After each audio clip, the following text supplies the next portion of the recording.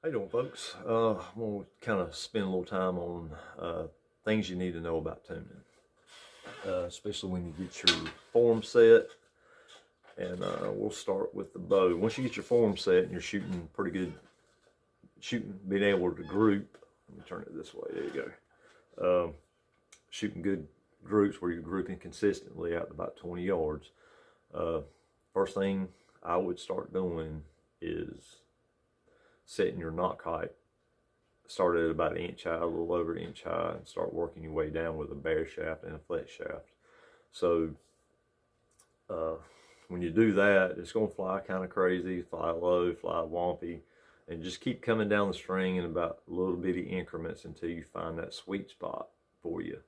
The size of your fingers has a lot to do with, about where you need to pull from that on that shelf, because when you get back, it lays down.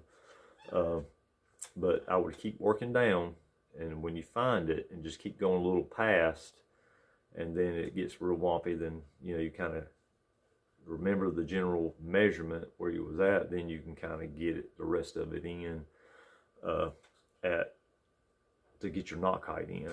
I usually like to try to start at about 10 yards, start real short, and fix it as you go back, walk back. I think I've made a mention of that in one of my videos, but if you start at 10 yards with your knock height and fix that problem area, go back to 15, then 20, you got a lot less to fix, and it'll be already close in that general area by the time you get back to 20 yards. So that's another thing to keep in mind. Now arrows, whatever, I'm about to skip myself, but whatever you need on that bow before you try to tune arrows, it needs to be on the bow.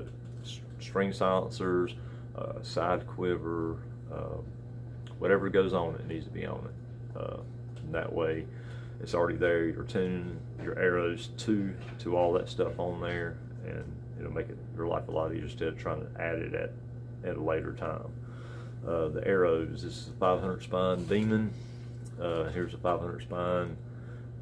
Three Rivers barebow or traditional only barebow arrow. This is a 500 spine, which I'm probably gonna have to get arrow wraps for this thing for it to fly out of my Bob Lee.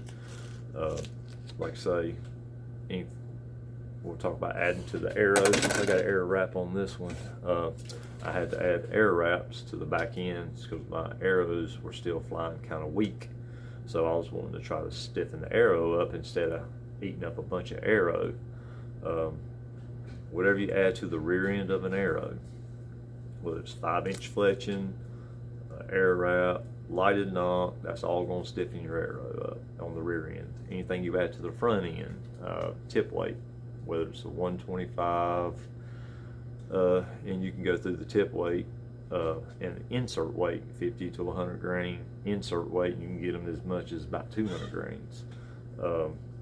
Whatever you add to the front end is going to weaken your arrow. So let's say if you start out with a 125 and it's still stiff, you can just go up in tip weight, and it takes about 40 to 50 grains to change the spine to your correct spine of the arrow, as long as you're in that ballpark of the spine. I'm getting ready to tune some arrows. A 400 spine says 45-pound Bob Lee, so it's going to take quite a bit of weight up front and a lot less on the back. So I won't be using a 5-inch, I'll be using a 4-inch feather. I used to use 4-inch feathers even on 500s, but with this Bob Lee, it just makes so much of a sound. It's pushing that arrow so hard, so fast. So I just use the 5-inch feathers, which is pretty quiet. So other than that, because and that's just simple things that'll help you determine, and not placement on the target. So if you're a right-handed shooter, if your knock left is weak, if your knock right, it is stiff. Or left-handed shooter, everything's opposite. If your knock left as a left-handed shooter, it's stiff. Knock right is weak for a left-handed shooter. To know all that, the arrow tells you all your information you need to know about your arrow.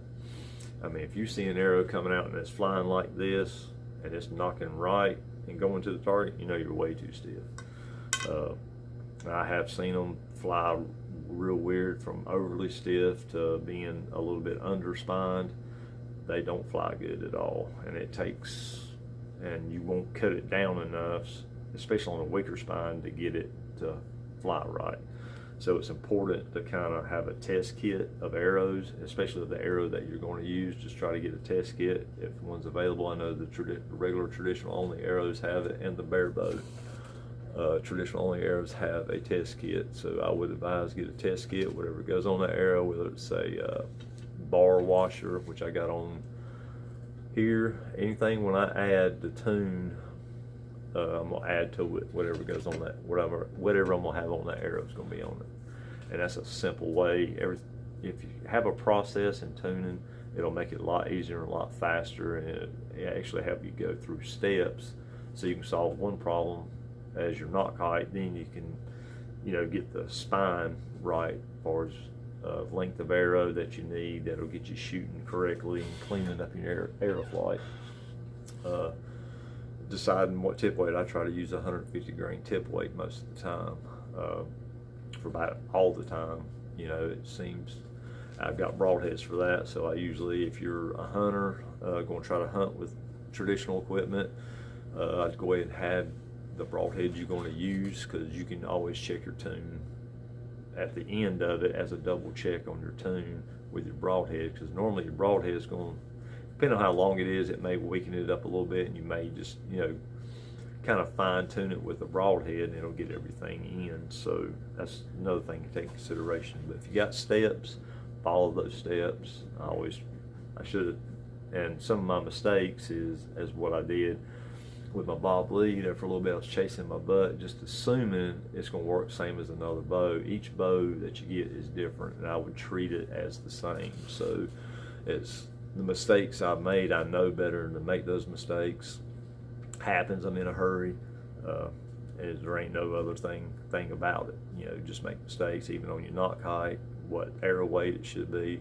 I mean, now I just try to shoot whatever the bow likes, whatever weight it comes out to be, whatever length, and just roll. You'll find yourself a lot less stressed when you go out there and tune. If you try to go out there and just shoot like you normally do, it'll be a lot easier to go through that process too, to make it even faster.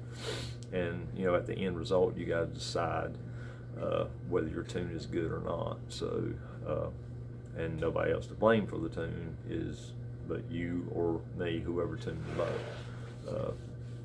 bow. And also handy little tools to have, a little air square before you start tuning. I got these knock set pliers for brass, or you can tie your knock set. I'm not going to do a video on that. There's plenty of them out there, and I'll tell you the best one to look at is TTT Strings. Trevor Fielder has got the best way to tie knots. An adjustable knot. It's real clean, real tight, real small. You don't want one great big. I've tied them great big, and it's just aggravating. But this knot here will make it more compact, and it lasts a good little while if you put the right tension on it. So other than that, that's pretty much what you need to know to start out tuning. And I've got some arrows coming that I may tune. I may go through the process with these beam and center shots for you, and just kind of go through the process minus the knock set, since I've already got it set and it's aggravating. I may have to end up tying a knock set on it instead of having a brass knock set. But again, whatever you're gonna have, just have it on the bow. It's gonna help you. And just go out there with a good mindset. You're just out there to shoot, and you'll kind of read whatever your arrow's telling you and just follow that. If you know you made a bad shot, reshoot it. If you're not sure, hold off and just shoot it for a little bit, and you'll just see a history of how it's tracking. So I hope this video helps you, and I hope y'all have a great day, and God bless.